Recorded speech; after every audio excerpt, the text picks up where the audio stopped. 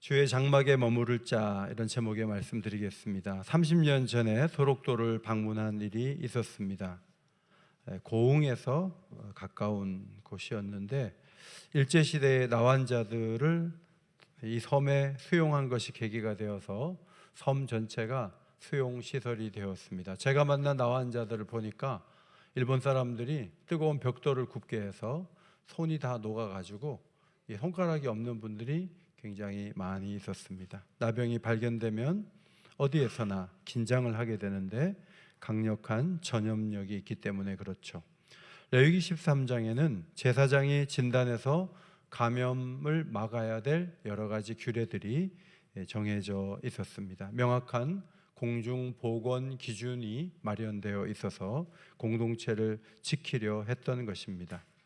뾰루지나 색점이 있을 경우에, 피부와 털이 휘어지고 생살이 생긴 경우에, 종기가 난 경우에, 그리고 화상이 입은 곳에 어떤 변화가 있을 경우에, 머리나 수염에 피부병을 보인 경우, 옴이 퍼진 경우에, 피부에 흰 색점이 보이는 경우, 머리가 빠지는데 불그스러한 색점이 있는 경우에 나병이 의심되었기 때문에 그것을 진단하려고 했던 것입니다. 일반적으로 환부를 가진 환자를 제사장에게 데리고 오면 나병이 의심이 되면 7일 동안 격리 조치를 합니다. 그 이후에 상태를 살펴서 나병이면 완전히 격리를 하게 되는 것이죠. 증상을 보고 면밀한 진찰을 하면서 진단을 내리면 그 다음 단계의 지침이 마련되어 마지막 최종적 결론에 이르게 되는 과정을 보여주고 있습니다. 오늘 우리가 읽은 본문은 불에 댄 사람이 그 환부가 이상한 점이 발견되면 제사장에게 진단을 받으라는 말씀입니다. 색점에 털이 희거나 피부가 우묵해지면 전염성이 있기 때문에 부정하다는 판단을 내리고 증상이 없다 할지라도 7일 동안은 격리 조치를 한 후에 다시 한번 진단을 내려서 확고하게 나병인지 아닌지를 판단하도록 그렇게 정해져 있습니다. 아쉬운 점은 제사장이 그 환자를 정하거나 부정하다고 판단을 내릴 뿐 치료하는 방법에 대해서는 아무런 대책이 없다는 점이죠.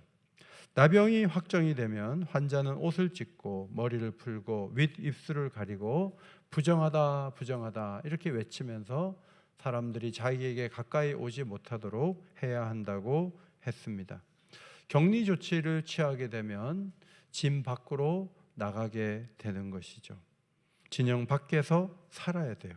그런데 레위기 14장을 보면 진영 밖에 살던 나병 환자가 이제 누군가를 감염시키지 않고 살아갈 수 있는 것이 확정이 되면 회복이 되어 다시 진영 안으로 들어올 때 정결한 새 2마리와 백향목과 홍색실과 그리고 우슬초를 가져오도록 해서 그가 이 예물을 드리고 옷을 빨고 그리고 다시 한번 공동체 안으로 들어올 수 있는 길이 열려져 있는 것을 보게 됩니다.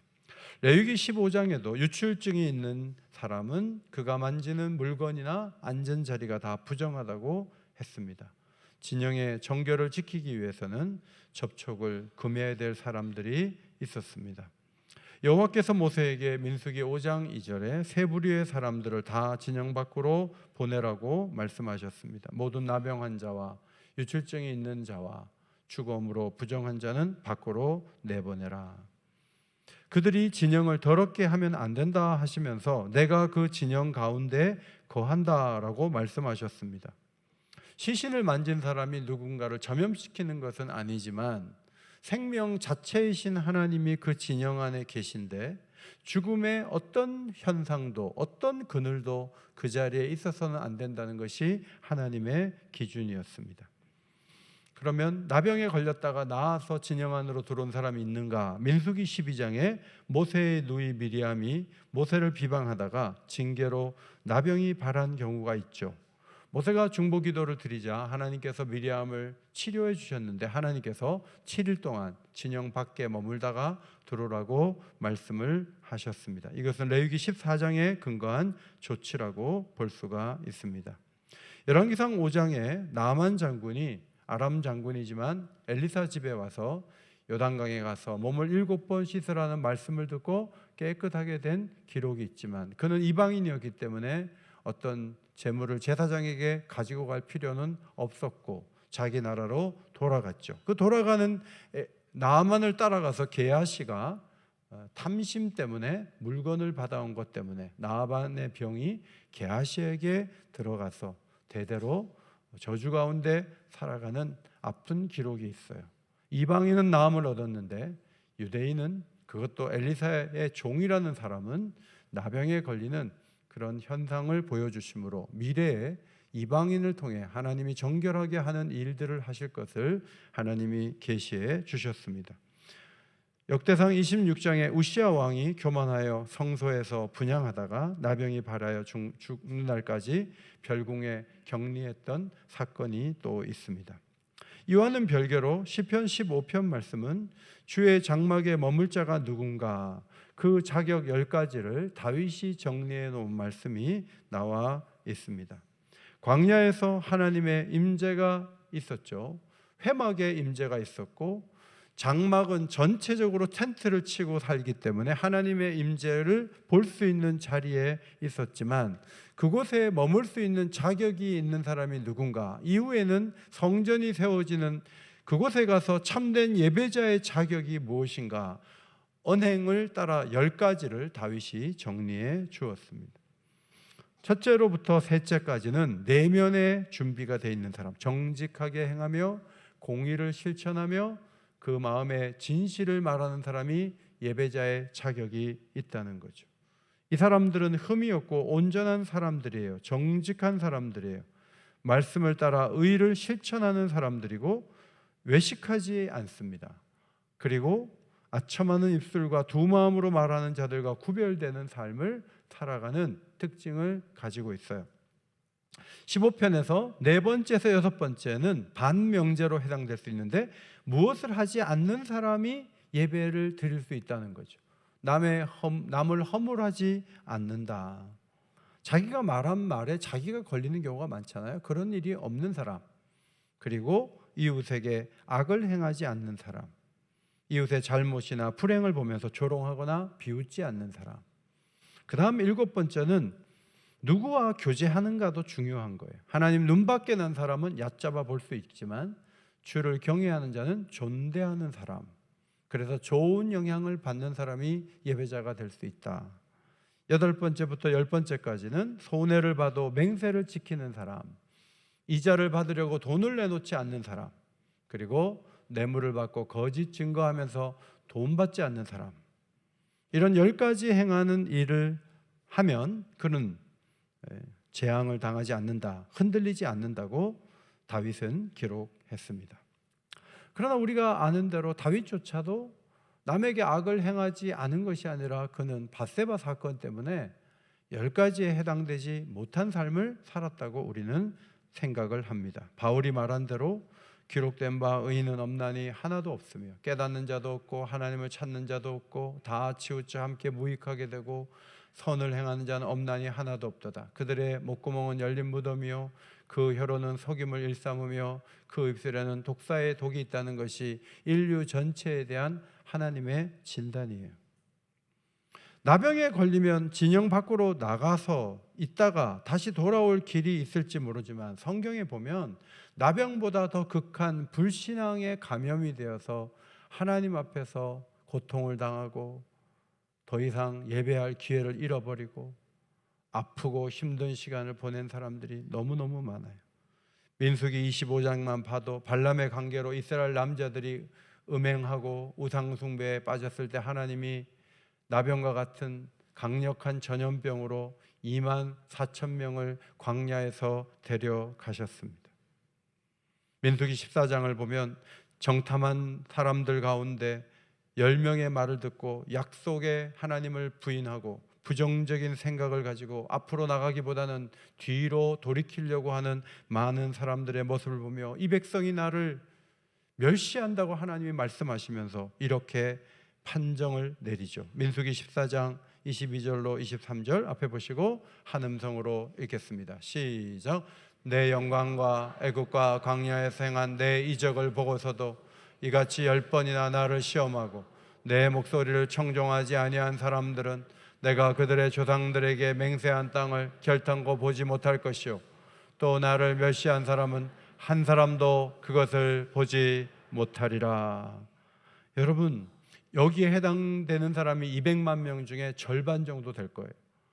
애굽에서 나온 20세 이상 된 사람들이요, 한 사람도 들어가지 못한다는 이 하나님의 판정 때문에 여호수아와 갈렙 외에는 가나안 땅을 밟지 못했다는 것이 성경의 증거예요. 피부 질환으로 짐 밖에 나갔다가 다시 돌아오는 사람들은 몇몇이 있었겠지만 불신앙이라는 강력한 죄 때문에 무너진 사람은 손을 꼽을 수 없을 정도로 많았다는 것이 성경의 가르침이에요. 한 번은 예수께서 성전에 올라와 대조적으로 기도하는 두 사람을 비유적으로 말씀하신 적이 있어요. 누가복음 18장 11절에 바리새인의 기도를 예수님은 이렇게 비슷하게 기도의 내용을 말씀하셨습니다. 하나님, 나는 다른 사람들과 토색 불이 간음을 하는 자들과 같지 아니하고 이 세리와도 같지 아니함을 감사하나이다. 나는 일에 2번씩 금식하고 또 소득의 11조를 드리나이다. 여러분, 이 기도를 보면 시편 15편 정도는 가뿐하게 지킬 수 있는 사람처럼 보이지 않습니까? 이 사람이야말로 주의 장막에 거하며 예배드리기에 합당한 사람이라고 우리가 판단을 내릴 것 같습니다. 그런데 예수님께서 반면에 세리는 멀리 서서 감히 눈을 들어 하늘을 쳐다보지도 못하고 가슴을 치며 기도했다는 거예요. 하나님이여 불쌍히 여기소서, 나는 죄인으로소이다.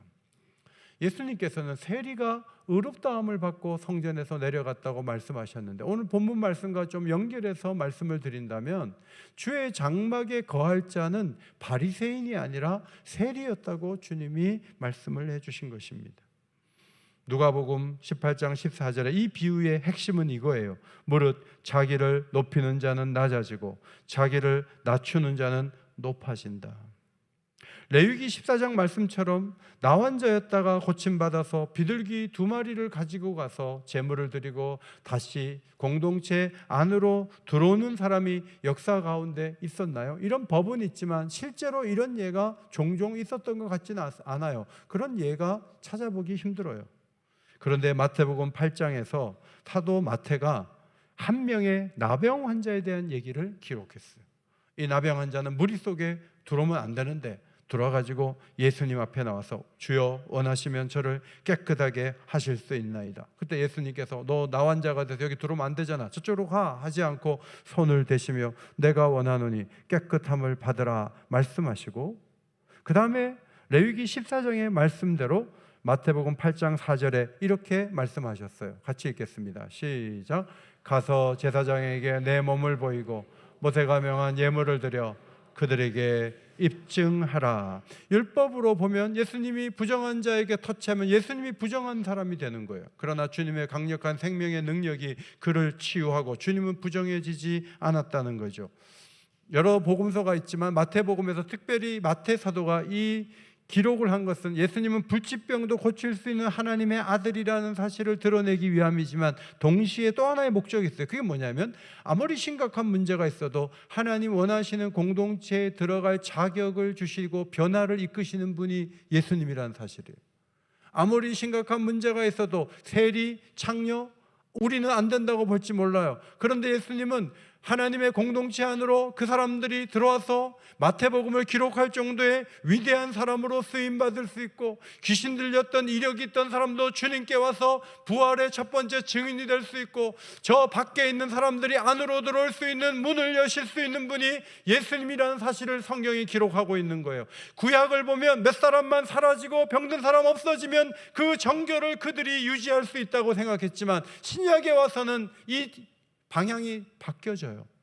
이제는 우리끼리 모여갖고 우리끼리 정결함을 유지하고 교회 몇 사람만 떠나주면 우리 교회는 좋아질 거라고 생각하는 그런 시대를 넘어서서 우리 예수님을 만나서 짐 밖에 있는 사람이라 할지라도 주님께 은혜를 받고 들어와서 이곳에 와서 예배를 드리고 변화를 이룰 수 있는 공동체를 꿈꾸는 것이 하나님의 비전이라는 것을 성경이 가르쳐주고 있어요. 세상이 바뀌어진 거예요. 구약시대에 머문 사람은 지금도 계속 그래요. 몇몇 사람만 없으면 우리 교회는 평안해. 여러분, 그 사고방식은 정말 예수님 오시기 전에 잘못된 유대인들의 사고방식이에요. 이제는 문제가 많은 사람이라 할지라도 주님 앞에 와서 주님이 터치하시고 주님이 새롭게 하시면 그가 주의 장막에 머물 수 있는 사람이 될 수 있다는 것이 성경의 가르침이라는 사실을 기억하시기를 바랍니다. 나병과 죄의 연관성이 있죠. 나병은 무감각해요. 자기가 뜨거운 벽돌을 만지는데 뜨겁지가 않으니까 자꾸 만지다 보니까 손이 녹아요. 죄도 무감각해요. 한 번 죄 짓는 것은 가슴이 뛸지 모르지만 반복해서 죄를 지면 아무렇지도 않아요. 무감각한 것도 죄예요. 나병도 전염성이 있고 죄도 전염성이 있어요. 교회에 부정적인 사람이 한 명이 나타나면 10명을 부정적으로 만드는 건 시간 문제예요. 왜냐하면 전염성이 있기 때문에. 나병 환자는 공동체로부터 떨어져 나가야 했죠. 죄를 지은 사람도 떨어져 나가게 되는 것입니다. 죄로 인한 수치심이 스스로를 고립시키고 소외되는 결과를 불러와요. 최선을 다해서 가족을 위해 희생하다가 아버지가 죄를 지어요. 그럼 집에 못 들어와요. 그러면 자녀들하고 같이 못 사니까 분리되고 소외되는 거예요. 나병도 죄도 자력으로는 근본적인 치료가 어려워요. 같죠?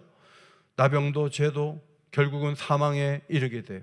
그런데 예수께서 자신에게 나은 불치병 앓는 그 나병 환자를 즉각 고쳐주신 거예요.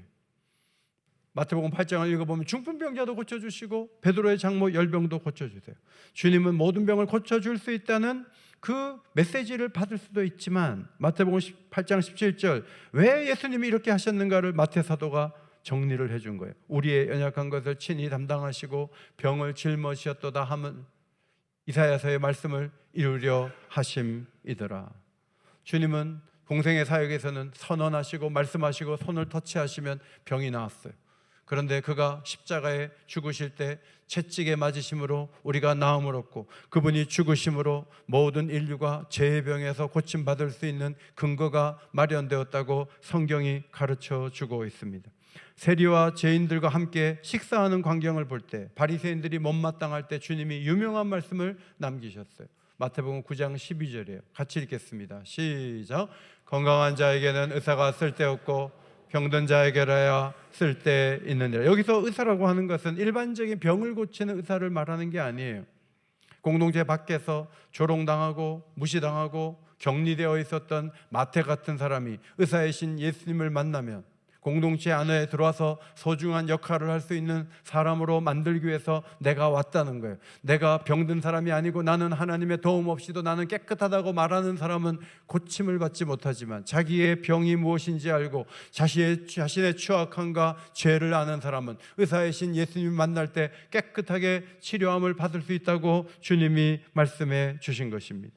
신의가 없는 제자들, 주님 만나서 고침받고 위대한 사도가 되었어요. 목숨을 바쳐 충성하는 사람이 되었어요. 교회를 핍박하던 바울을 만나 고치셨습니다. 그래서 복음 전도자가 되었고 신약 성경의 많은 부분을 기록하는 위대한 사도가 되도록 만들어 주셨습니다. 여러분, 우리 자신을 보기에 괜찮은 사람이라고 생각할 때도 있지만 우리가 교만해질 때는 나만큼만 해, 나만큼만 봉사하라 그래, 나만큼만 깨끗하다 그래, 나만큼 성실한 사람이 어디 있어. 교만할 때 그렇게 말할 수 있어요. 그러면 의사이신 예수님의 도움을 받을 수 없어요. 그런데 우리가 신앙의 철이 들고 말씀의 거울을 비춰보고 아무리 기도해봐도 가장 문제 많은 사람은 나 자신인 것을 발견해요. 그래서 주님 앞에 나아가 십자가의 피로 나를 깨끗하게 씻어달라고 기도하고 하나님 앞에 어떻게든 정결하게 살려고 몸부림을 치면 주님이 의사가 되셔서 우리를 터치하시고 우리를 새롭게 하실 줄 믿습니다. 우리는 하나님으로부터 많은 선물을 받았어요. 그 선물 가운데 가장 강력한 선물이 뭔지 아세요? 우리의 죄를 씻어주시고 용서해 주신 거예요. 미가서 7장 19절을 앞에 보시고 읽겠습니다. 시작. 다시 우리를 불쌍히 여기셔서 우리의 죄악을 발로 밟으시고 우리의 모든 죄를 깊은 바다에 던지시리다. 여러분, 가장 큰 어려운 문제는 핵 문제가 아니에요. 환경 문제도 아니에요. 가장 큰 문제는 죄 문제예요. 이 죄는 지독해서 우리를 추격하고 우리를 비참하게 만들고 우리를 고통 속에 몰아넣어요. 그런데 하나님 앞에 나오면 우리를 불쌍히 여겨서 우리의 죄악을 하나님은 발로 밟아버리세요. 그리고 모든 죄를 깊은 바다에 던져서 그 죄가 보이지 않도록 우리를 정결케 하시는 능력의 하나님이 우리 앞에 계시다는 것을 믿으시기 바랍니다. 아무리 큰 죄라 할지라도 주님 앞에 나오면 다 용서받을 수 있어요. 이사야서 1장 18절이에요. 여호와께서 말씀하시되 보라, 우리가 서로 변론하자. 너희 죄가 주홍 같을지라도 눈과 같이 희어질 것이요 진홍같이 붉을지라도 양털같이 희게 되리라. 여러분, 주의 장막에 살 수 있는 키가 우리에게 있지 않고 예수님께 있고 하나님 손에 있다고 성경이 가르쳐 줍니다. 그러면 우리는 열심히 죄짓고 주일마다 나와가지고 깨끗함 받고 또 나가서 열심히 죄짓고 또 깨끗함 받고 그렇게 해서 예배를 이어가라는 것이 성경의 가르침이 아니에요. 용서받고 이제는 빛된 자녀로 사는 것이 중요해요.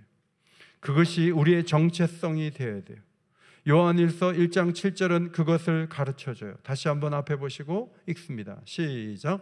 그가 빛 가운데 계신 것 같이 우리도 빛 가운데 행하면 우리가 서로 사귐이 있고 그 아들 예수의 피가 우리를 모든 죄에서 깨끗하게 하실 것이요. 여러분, 빛 가운데 그분 예수님이 계신 것처럼 우리도 빛 가운데 뭐요? 빨리 읽으세요. 빛 가운데 행하면. 용서받는 길이 있으니까 열심히 죄짓자. 그리고 용서받고 예배자가 되면 되지. 아니요, 그게 아니에요. 우리도 빛 가운데 행해. 빛 가운데 행하는 게 뭐예요? 시편 15편처럼 사는 거예요.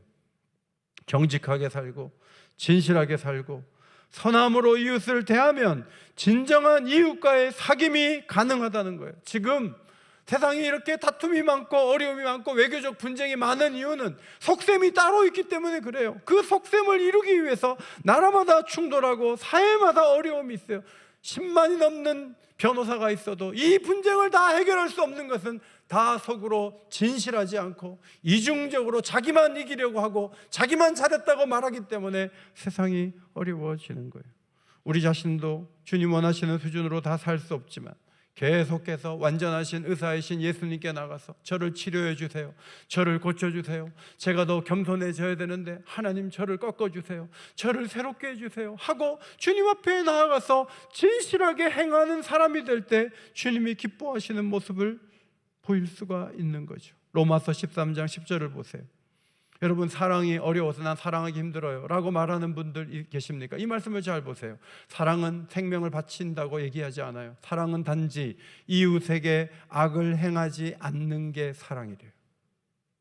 사랑의 정의가 너무 소극적이지만 여기서부터 빗나가는 거예요. 이웃이 불편하지 않을까? 저 사람이 내가 이 말하면 힘들지 않을까? 내가 이렇게 하면 고통하고 아파할 텐데 내가 그렇게 하지 말아야지. 그게 사랑이래요. 그런 자세와 태도가 모아져서 율법이 완성된다는 거예요. 율법이 완성되는 것은 굉장히 어려운 과정을 필요로 하는 게 아니에요. 무슨 과정을 많이 밟아야 그 사람이 율법을 다 지켜서 하나님의 말씀이 완성되는 게 아니에요. 단지 하나님 말씀대로 진실하고 의를 실천하고 이중적이지 않고 그렇게 살아가다 보면 그것이 사랑을 실천하는 것이 되고 율법이 완성되는 길이라고 가르쳐주고 있습니다.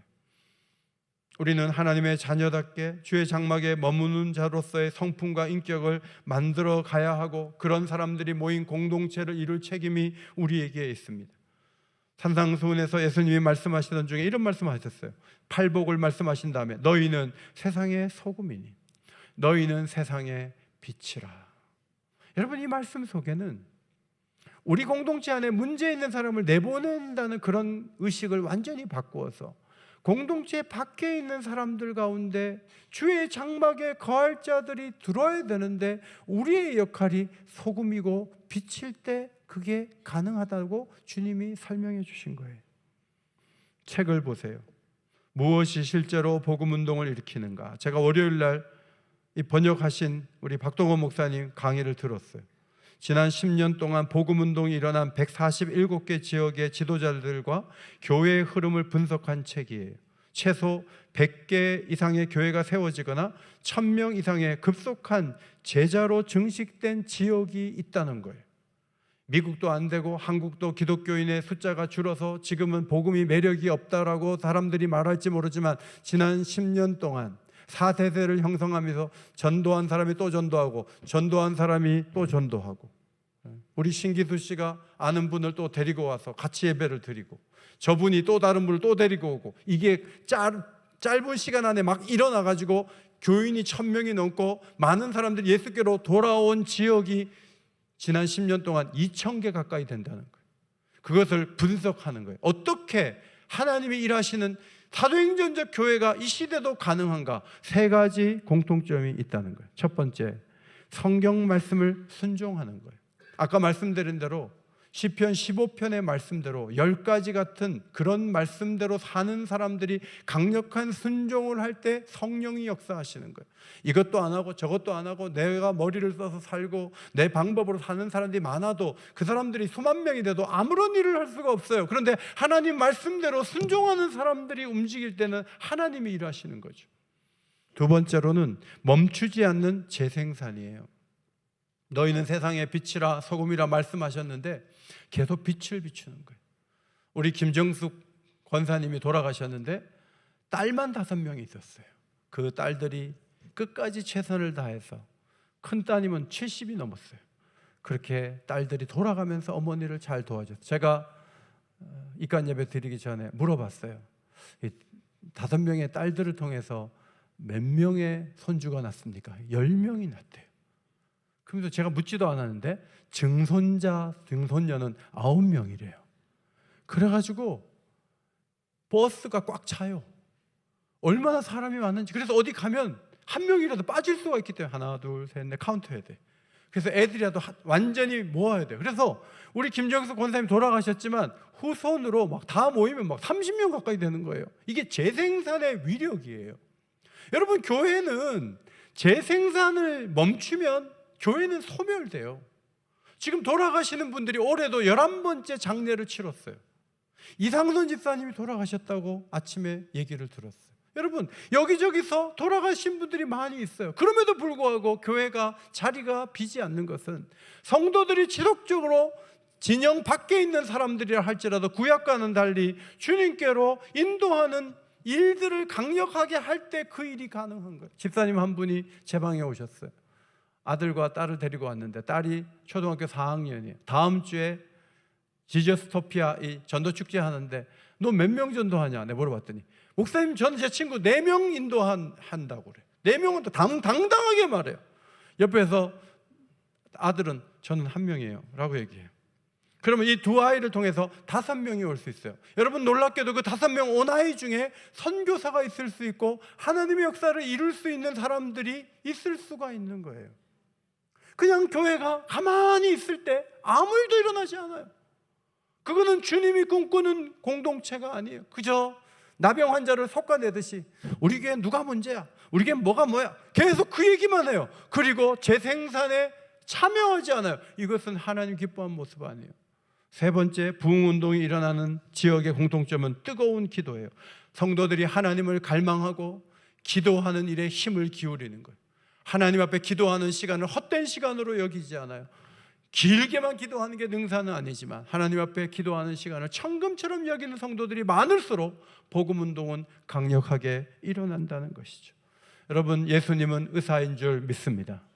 교회는 병원인 줄 믿습니다. 교회 밖에는 병자들이 많아요. 어렵고 힘든 분들을 병원을 잘 소개해서 치료받는 경우도 있잖아요. 제가 목회하면서 어떤 집사님은 계속 병원을 잘못 만나서 큰 병원 간데도 안 돼요. 그래서 제가 아는 병원이 하나 있어서 그 병원 소개했어요. 거기 가서 약을 투여하니까 그 집사님 좋아졌어요. 건강이 회복됐어요. 여러분, 병원 잘 만나는 것이 얼마나 귀한 일이에요. 우리가 예수님 만나서 치료함 받았다면 오늘도 죄와 죽음의 그늘 아래 있는 사람들이 얼마나 많아요. 김정수 권사님 딸들이 교회를 안 다닌 분들이 좀 계세요.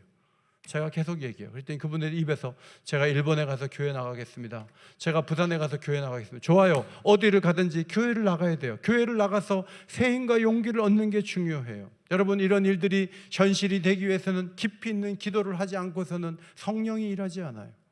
우리 교회가 더욱 기도를 회복하고 하나님 기뻐하시는 일을 이루어서 우리 공동체 안에서 누가 없어지면 우리 교회는 좋아질 거예요. 여러분, 이것은 얼마나 편협하고 잘못된 생각입니까? 교회 밖에 있는 수많은 사람들이 교회에 와서 행복해지고 아름다워지고 그런 축복의 은혜를 누릴 수 있는 그런 공동체로 세워지는 데 힘을 모을 수 있는 주의 백성들 되시기를 예수의 이름으로 축원합니다.